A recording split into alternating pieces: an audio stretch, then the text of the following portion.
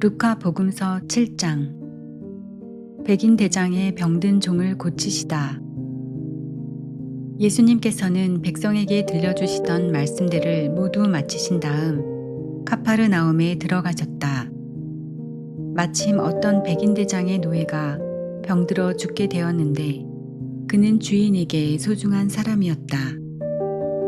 이 백인 대장이 예수님의 소문을 듣고 유다인의 원로들을 그분께 보내어 와서 자기 노예를 살려주십사고 청하였다.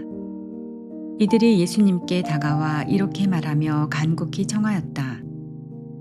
그는 선생님께서 이 일을 해주실 만한 사람입니다. 그는 우리 민족을 사랑할 뿐만 아니라 우리에게 회당도 지어주었습니다. 그리하여 예수님께서 그들과 함께 가셨다. 그런데 백인 대장의 집에서 그리 멀지 않은 곳에 이르셨을 때 백인 대장이 친구들을 보내어 예수님께 아뢰었다. 주님, 수고하실 것 없습니다. 저는 주님을 제 지붕 아래로 모실 자격이 없습니다.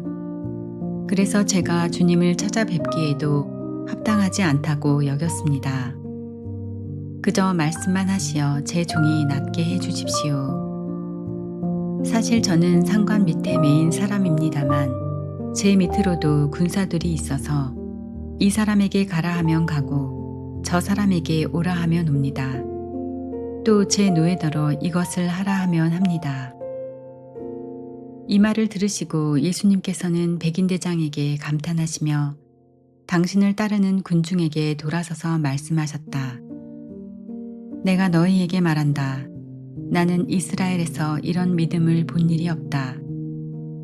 심부름 왔던 이들이 집에 돌아가 보니 노예는 이미 건강한 몸이 되어 있었다. 과부의 외아들을 살리시다. 바로 그 뒤에 예수님께서 나인이라는 고을에 가셨다. 제자들과 많은 군중도 그분과 함께 갔다. 예수님께서 그 고을 성문에 가까이 이르셨을 때 마침 사람들이 죽은 이를 메고 나오는데 그는 외아들이고 그 어머니는 과부였다.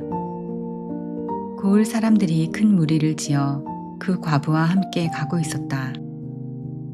주님께서는 그 과부를 보시고 가엾은 마음이 드시어 그에게 울지 마라 하고 이르시고는 앞으로 나아가 관에 손을 대시자 메고 가던 이들이 멈추어 섰다. 예수님께서 이르셨다. 젊은이야, 내가 너에게 말한다. 일어나라. 그러자 죽은 이가 일어나 앉아서 말을 하기 시작하였다. 예수님께서는 그를 그 어머니에게 돌려주셨다. 사람들은 모두 두려움에 사로잡혀 하느님을 찬양하며 우리 가운데에 큰 예언자가 나타났다. 또 하느님께서 당신 백성을 찾아오셨다 하고 말하였다. 예수님의 이 이야기가 온 유다와 그 둘레 온 지방에 퍼져나갔다. 세례자 요한의 질문에 답변하시다.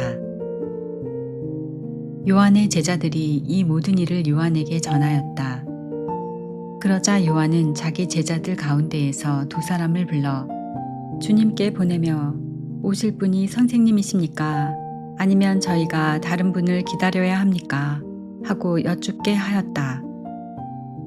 그 사람들이 예수님께 다가와 말하였다. 세례자 요한이 저희를 보내어 오실 분이 선생님이십니까? 아니면 저희가 다른 분을 기다려야 합니까? 하고 여쭈어보라고 하셨습니다. 그때 예수님께서는 질병과 병고와 악령에 시달리는 많은 사람을 고쳐주시고 또 많은 눈먼이를 볼 수 있게 해주셨다. 예수님께서 그들에게 대답하셨다. 요한에게 가서 너희가 보고 들은 것을 전하여라. 눈먼이들이 보고 다리 저는 이들이 제대로 걸으며 나병 환자들이 깨끗해지고 귀먹은 이들이 들으며 죽은 이들이 되살아나고 가난한 이들이 복음을 듣는다. 나에게 의심을 품지 않는 이는 행복하다. 세례자 요한에 관하여 말씀하시다. 요한의 심부름꾼들이 돌아가자 예수님께서 요한을 두고 군중에게 말씀하기 시작하셨다. 너희는 무엇을 구경하러 광야에 나갔더냐? 바람에 흔들리는 갈대냐? 아니라면 무엇을 보러 나갔더냐? 고운 옷을 입은 사람이냐? 화려한 옷을 입고 호화롭게 사는 자들은 왕궁에 있다. 아니라면 무엇을 보러 나갔더냐? 예언자냐? 그렇다. 내가 너희에게 말한다. 예언자보다 더 중요한 인물이다. 그는 성경에 이렇게 기록되어 있는 사람이다. 보라, 내 앞에 나의 사자를 보낸다. 그가 내 앞에서 너의 길을 닦아 놓으리라. 내가 너희에게 말한다. 여자에게서 태어난 이들 가운데 요한보다 더 큰 인물은 없다. 그러나 하느님의 나라에서는 가장 작은 이라도 그보다 더 크다.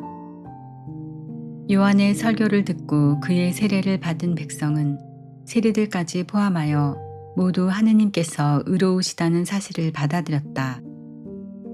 그러나 요한에게서 세례를 받지 않은 바리사이들과 율법 교사들은 자기들을 위한 하느님의 뜻을 물리쳤다. 그러니 이 세대 사람들을 무엇에 비기랴? 그들은 무엇과 같은가? 장터에 앉아 서로 부르며 이렇게 말하는 아이들과 같다. 우리가 피리를 불어주어도 너희는 춤추지 않고 우리가 곡을 하여도 너희는 울지 않았다. 사실 세례자 요한이 와서 빵을 먹지도 않고 포도주를 마시지도 않자 저자는 마귀가 들렸다 하고 너희는 말한다. 그런데 사람의 아들이 와서 먹고 마시자 보라, 저자는 먹보요 술꾼이며 세리와 죄인들의 친구다 하고 너희는 말한다.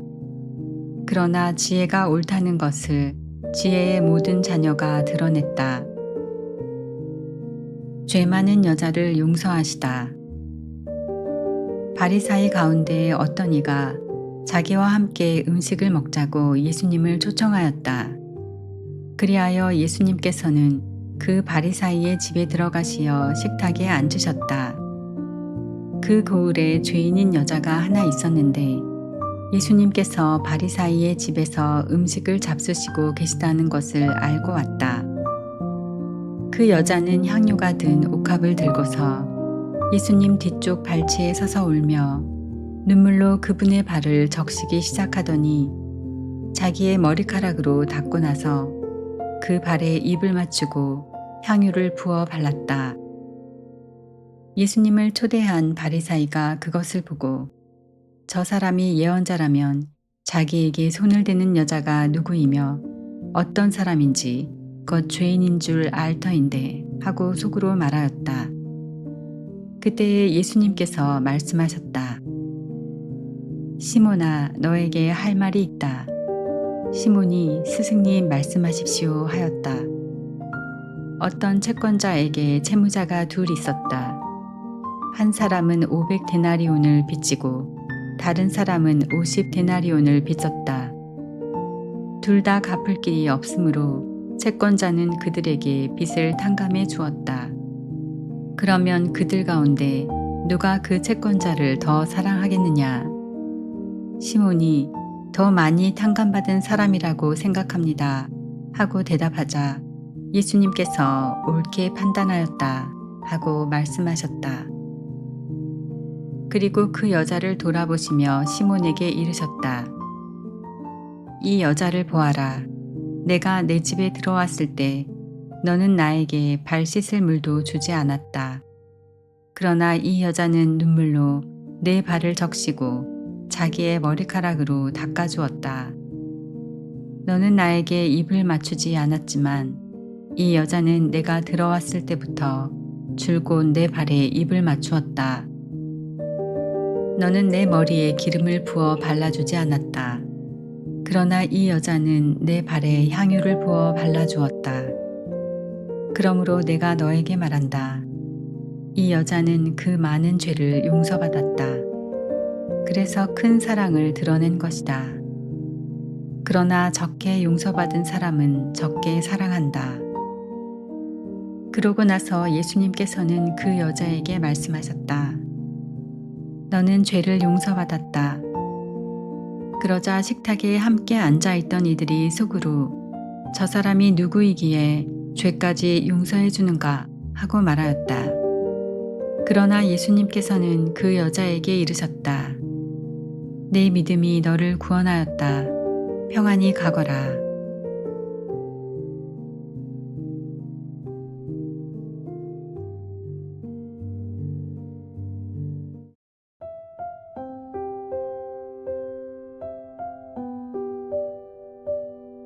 루카복음서 8장.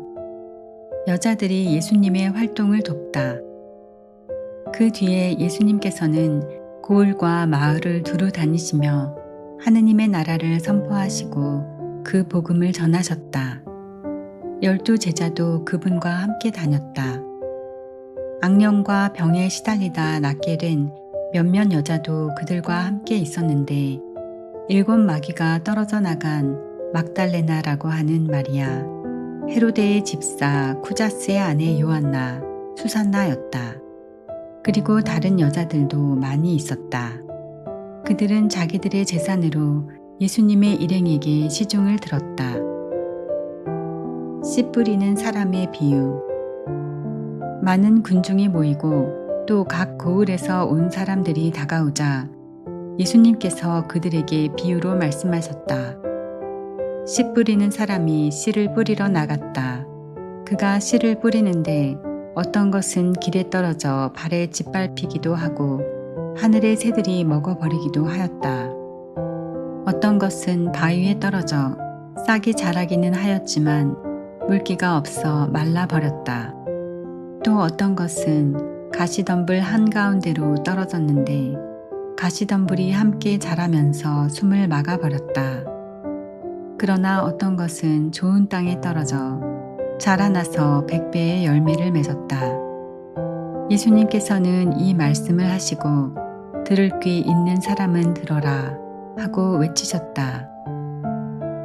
비유로 말씀하신 이유. 제자들이 예수님께 그 비유의 뜻을 묻자 예수님께서 이르셨다.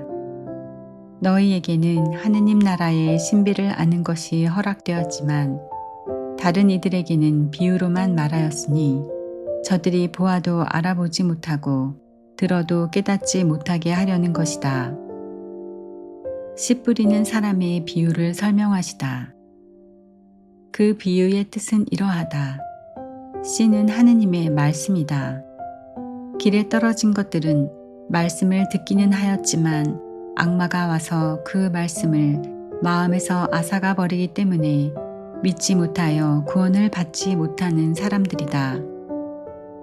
바위에 떨어진 것들은 들을 때에는 그 말씀을 기쁘게 받아들이지만 뿌리가 없어 한때는 믿다가 시련의 때가 오면 떨어져 나가는 사람들이다. 가시덤불에 떨어진 것은 말씀을 듣기는 하였지만 살아가면서 인생의 걱정과 재물과 쾌락에 숨이 막혀 열매를 제대로 맺지 못하는 사람들이다. 좋은 땅에 떨어진 것은 바르고 착한 마음으로 말씀을 듣고 간직하여 인내로써 열매를 맺는 사람들이다. 등불의 비유. 아무도 등불을 켜서 그릇으로 덮거나 침상 밑에 놓지 않는다. 등경 위에 놓아 들어오는 이들이 빛을 보게 한다. 숨겨진 것은 드러나고 감추어진 것은 알려져 훤히 나타나기 마련이다. 그러므로 너희는 어떻게 들어야 하는지 잘 헤아려라. 정녕 가진 자는 더 받고 가진 것이 없는 자는 가진 줄로 여기는 것마저 빼앗길 것이다. 예수님의 참 가족. 예수님의 어머니와 형제들이 예수님을 찾아왔지만 군중 때문에 가까이 갈 수가 없었다. 그래서 누가 예수님께 스승님의 어머님과 형제들이 스승님을 뵈려고 밖에 서 계십니다 하고 알려드렸다. 그러자 예수님께서 그들에게 이르셨다. 내 어머니와 내 형제들은 하느님의 말씀을 듣고 실행하는 이 사람들이다. 풍랑을 가라앉히시다. 어느 날 예수님께서 제자들과 함께 배에 오르시어 그들에게 호수 저쪽으로 건너가자 하고 이르시니 그들이 출발하였다. 그들이 배를 저어갈 때 예수님께서는 잠이 드셨다. 그때에 돌풍이 호수로 내리 몰아치면서 물이 차 들어와 그들이 위태롭게 되었다. 제자들이 다가가 예수님을 깨우며 스승님, 스승님, 저희가 죽게 되었습니다 하고 말하였다. 그러자 예수님께서 깨어나시어 바람과 물결을 꾸짖으시니 곧 잠잠해지며 고요해졌다. 예수님께서는 그들에게 너희의 믿음은 어디에 있느냐 하셨다. 그들은 두려워하고 놀라워하며 서로 말하였다. 도대체 이분이 누구시기에 바람과 물에게 명령하시고 또 그것들이 이분께 복종하는가. 마귀들과 돼지떼. 그들은 갈릴레아 맞은쪽 게라사인들의 지방으로 저어갔다. 예수님께서 무태 내리시자 마귀 들린 어떤 남자가 고을에서 나와 그분께 마주왔다. 그는 오래전부터 옷을 입지 않았을 뿐만 아니라 집에 있지 않고 무덤에서 지냈다. 그가 예수님을 보고 고함을 지르고서 그분 앞에 엎드려 큰 소리로 말하였다. 지극히 높으신 하느님의 아들 예수님, 당신께서 저와 무슨 상관이 있습니까? 당신께 청합니다. 저를 괴롭히지 말아 주십시오. 예수님께서 더러운 영에게 그 사람에게서 나가라고 명령하셨기 때문이다. 그 더러운 영이 그를 여러 번 사로잡아 그가 쇠사슬과 족쇄로 묶인 채 감시를 받았지만 그는 그 묶은 것을 끊고 마귀에게 물려 광야로 나가곤 하였다. 예수님께서 그에게 내 이름이 무엇이냐 하고 물으시자 그가 군대입니다 하고 대답하였다. 그에게 많은 마귀가 들어가 있었기 때문이다. 마귀들은 예수님께 지하로 물러가라는 명령을 내리지 말아달라고 청하였다. 마침 그 산에는 노아 기르는 많은 돼지떼가 있었다. 그래서 마귀들이 예수님께 그 속으로 들어가도록 허락해달라고 청하였다. 예수님께서 허락하시니 마귀들이 그 사람에게서 나와 돼지들 속으로 들어갔다. 그러자 돼지떼가 호수를 향해 비탈을 내리달려 물에 빠져 죽고 말았다. 돼지를 치던 이들이 그 일을 보고 달아나 그 고을과 여러 촌락에 알렸다. 사람들은 무슨 일이 일어났는지 보려고 나왔다. 그들은 예수님께 와서 마귀들이 떨어져 나간 그 사람이 옷을 입고 제정신으로 예수님 발치에 앉아 있는 것을 보고는 그만 겁이 났다. 그 일을 본 사람들은 마귀 들렸던 이가 어떻게 구원받았는지 알려주었다. 그러자 게라사인들의 지역 주민 전체가 예수님께 자기들에게서 떠나 주십사고 요청하였다. 그들이 큰 두려움에 사로잡혔기 때문이다. 그리하여 예수님께서는 배에 올라 되돌아 가셨다. 그때에 마귀들이 떨어져 나간 그 남자가 예수님께 같이 있게 해 주십사고 청하였다. 그러나 예수님께서는 그를 돌려보내며 말씀하셨다. 집으로 돌아가 하느님께서 너에게 해주신 일을 다 이야기해 주어라. 그래서 그는 물러가 예수님께서 자기에게 해주신 일을 온 고을에 두루 선포하였다. 야이로의 딸을 살리시고 하여라는 부인을 고치시다. 예수님께서 되돌아오시자 군중이 그분을 맞아들였다. 모두 그분을 기다리고 있었던 것이다. 그때에 야이로라는 사람이 왔는데 그는 회당장이었다. 그가 예수님의 발 앞에 엎드려 자기 집에 가 주시기를 청하였다. 그에게 12살쯤 되는 외동딸이 있는데 그 아이가 죽어가고 있었기 때문이다. 예수님께서 그리로 가시는데 군중이 그분을 밀어댔다. 그 가운데에 12해 동안이나 하여라는 여자가 있었다. 그 여자는 의사들을 찾아다니느라 가산을 탕진하였지만 아무도 그를 고쳐주지 못하였다. 그가 예수님 뒤로 가서 그분의 옷자락술에 손을 대자 즉시 하혈이 멎었다. 예수님께서 누가 나에게 손을 대었느냐 하고 물으셨다.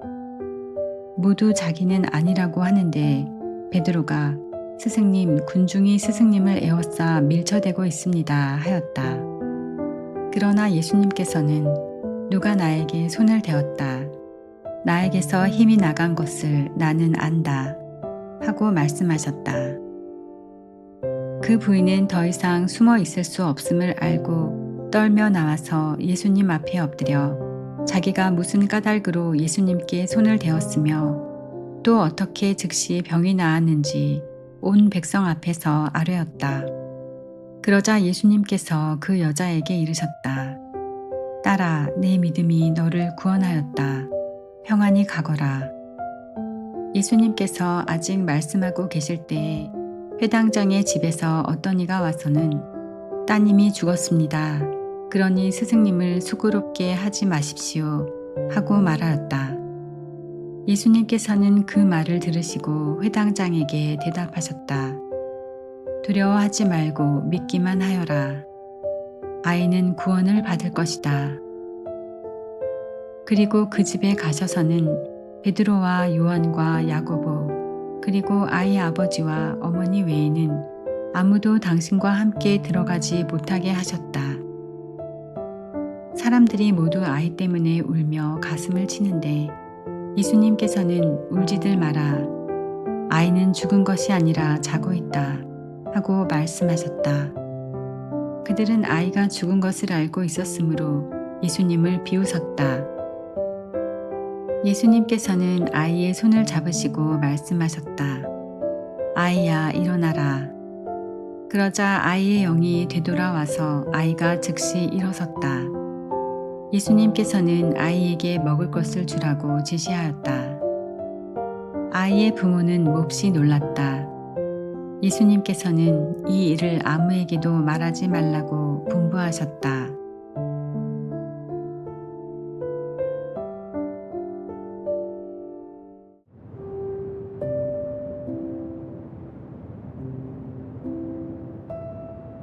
집회서 26장. 좋은 아내를 가진 남편의 행복. 좋은 아내를 가진 남편은 행복하다. 그가 사는 날수가 2배로 늘어나리라. 훌륭한 아내는 제 남편을 즐겁게 하고 그 남편은 평화롭게 수를 다하리라. 좋은 아내는 큰 행운이다. 주님을 경외하는 이들에게 그런 아내는 행운으로 주어지리라. 그 남편은 부유하든 가난하든 마음이 즐겁고 얼굴은 언제나 활기가 넘친다. 고약한 아내. 나는 마음속으로 두려워하는 것이 3가지가 있고 4번째 것에 대해서는 공포심마저 느낀다. 읍내의 중상과 군중의 모임과 모략, 이 모든 것들은 죽음보다 고약하다. 다른 여자를 질투하는 아내는 마음의 고통과 슬픔이 되고 험악한 혀로 그것을 모두에게 전한다.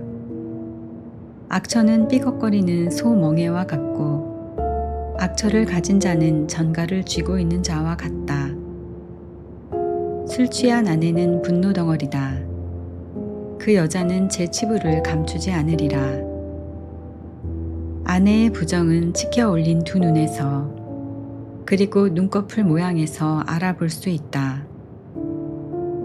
고집스러운 딸을 철저하게 감시하여라.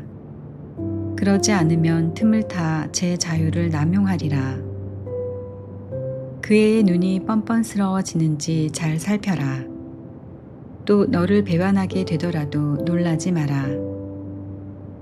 목마른 나그네가 입을 벌려 가까이 있는 물을 어느 것이나 마시듯 말뚝마다 그 앞에 주저앉고 화살 앞에서 제 화살통을 열어 젖히리라. 완전한 아내에 대한 칭찬. 우아한 아내는 남편을 즐겁게 하고 사려 깊은 아내는 남편의 뼈를 살찌운다. 조용한 아내는 주님의 선물이다.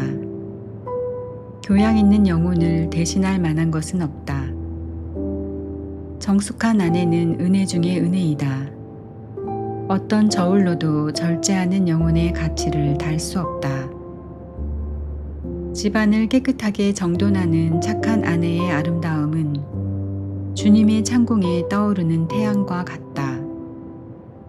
다부진 몸매의 아름다운 얼굴은 거룩한 등경 위에서 빛나는 등불과 같다. 든든한 발꿈치 위로 뻗은 멋진 다리는 은 받침대 위에 세워진 금 기둥과 같다. 얘야, 내 삶의 한창 때의 건강을 지키고 너의 힘을 낯선 여자들에게 허비하지 마라. 온 평야에서 기름진 땅을 찾고 내 좋은 혈통을 믿으며 자신의 씨앗을 거기에 뿌려라. 그러면 내가 남길 자녀들은 혈통을 자랑스럽게 여기며 번성하리라. 돈을 주고 산 여자는 가래침으로 여겨지고 결혼한 여자는 애인들에게 죽음의 성탑으로 여겨지리라. 불경한 아내는 무도한 자에게, 경건한 아내는 주님을 경외하는 이에게 주어진다. 수치스러운 아내는 불명예 속에서 세월을 보내지만 얌전한 딸은 제 남편 앞에서조차 수줍어하리라. 고집스러운 아내는 개처럼 여겨지지만 부끄러움을 아는 여자는 주님을 경외하게 되리라.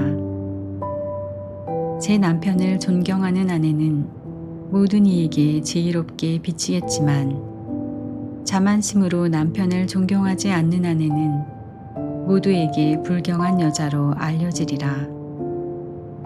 좋은 아내를 가진 남편은 행복하다. 그가 사는 횟수가 2배나 되리라. 목소리 크고 수다스러운 아내는 전쟁터의 신호나팔과 같다. 이렇게 사는 모든 남자는 전쟁의 와중에서 삶을 보내게 되리라. 내 마음을 서글프게 하는 것이 2가지가 있고 3번째로 나를 화나게 만드는 것이 있다. 가난으로 궁핍해지는 용사, 남에게 무시당하여 쫓겨나는 지성인, 그리고 의로움에서 죄악으로 돌아서는 자다. 주님께서 그를 거슬러 칼을 준비하시리라. 장사의 위험. 상인은 잘못을 피하기가 어렵고 장사꾼은 죄악에서 벗어나기가 힘들다.